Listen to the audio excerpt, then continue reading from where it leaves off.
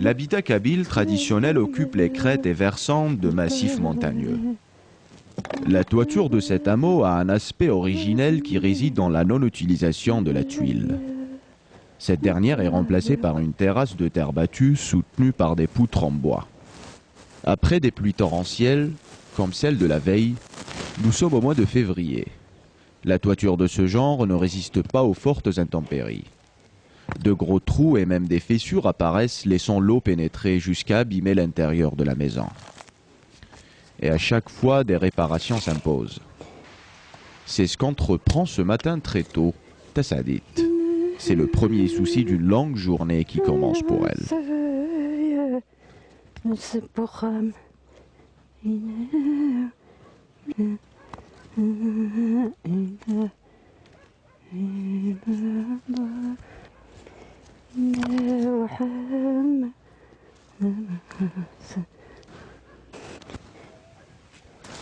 Dans cette Kabylie profonde, c'est à la femme qu'incombe cette tâche de réparation de la toiture.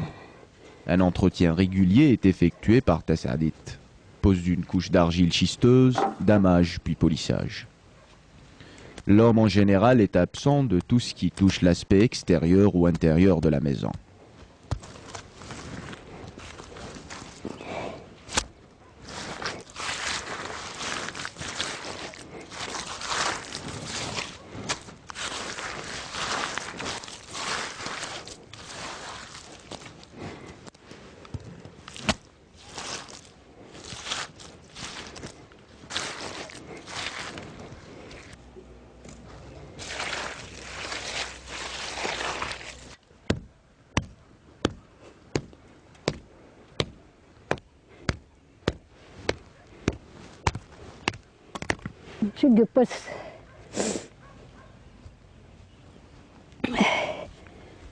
La toiture en terrasse dans la vieille Kabylie est utilisée pour le séchage des figues, du raisin et l'étalage des différentes denrées alimentaires. Elle peut enfin servir d'endroit stratégique d'observation de tous les alentours du village.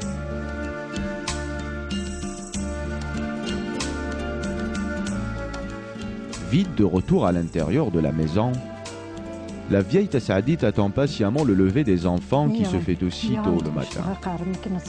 L'heure de l'école approche. Zidane et Linda sont toujours les premiers à descendre le petit étage. Se préparer pour l'école est une routine pour eux.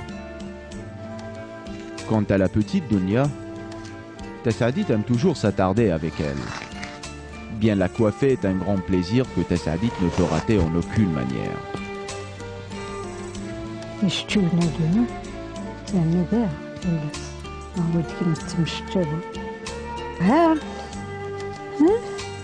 Elle aime lui répéter à l'oreille qu'elle est sa préférée.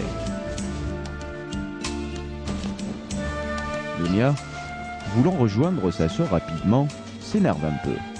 Mais Tassadit comprend leur manège, prendra tout son temps à finir sa tâche quotidienne. À l'intérieur de la maison, la partie qui forme le toit est en terre battue mélangée au schiste, tassée sur une lourde armature de poutres en olivier. Au milieu du toit se trouve une sorte de fenêtre qui permet l'aération de la maison et l'éclairage de la grande salle.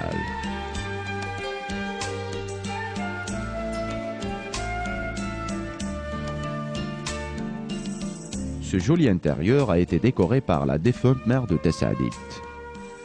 Elle hérite donc d'un côté artistique de sa mère. La décoration en général en Kabylie est assumée par la femme.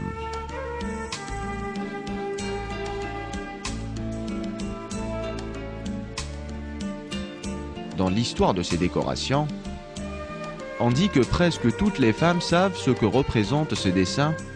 Le pourquoi de ces figures est beaucoup plus difficile à apprendre car il n'est connu que des initiés qui ne livrent que très difficilement leurs secrets.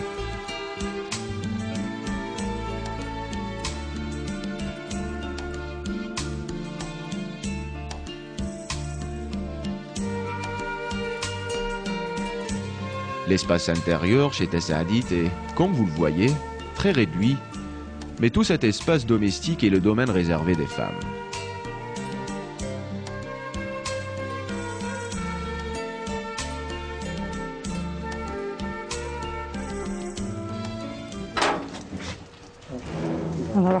C'est le moment maintenant où Tassaadit part s'approvisionner en eau potable.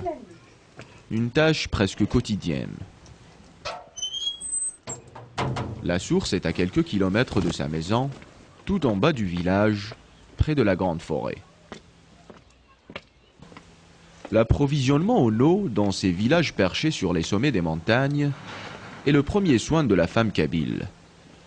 L'eau est nécessaire non seulement aux besoins alimentaires, mais doit être constamment de réserve. C'est une obligation impérieuse. Ici, l'eau est un élément sacré. La femme n'en est jamais déchargée, même lorsqu'elle devient vieille.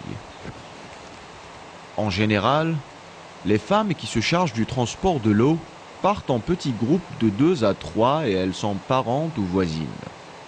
Ce matin-là, Tassaadit part seule s'approvisionner en eau, sa cousine étant partie quelques instants auparavant, mais pour s'occuper d'autre chose, laver le linge au bord de l'oued. Elles se verront une fois Tassaadit arriver à la source, puisque celle-ci et l'oued se trouvent au même endroit.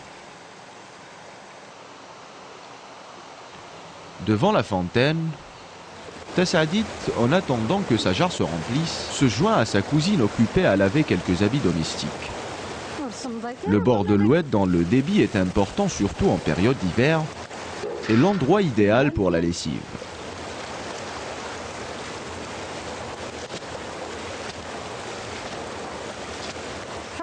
Tous les habitants du village se rencontrent à longueur de journée pour laver toutes sortes d'habits et même des tapis.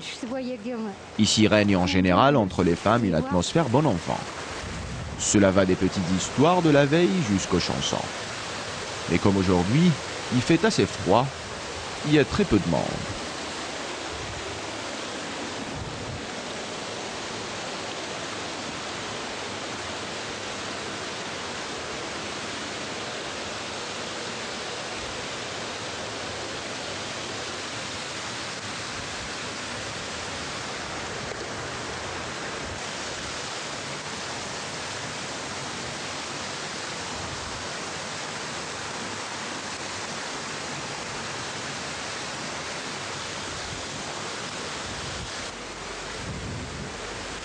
Tassaadit et sa cousine terminent de laver les quelques habits qui leur restent.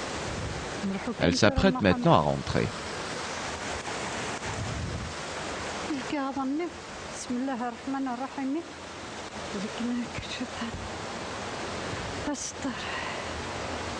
Sa cousine part avec les habits propres. Quant à Tassaadit, avec sa technique habituelle, met la jarre sur son dos en la tenant bien par une cordelette. Sans perdre de temps, elle prend le chemin du retour.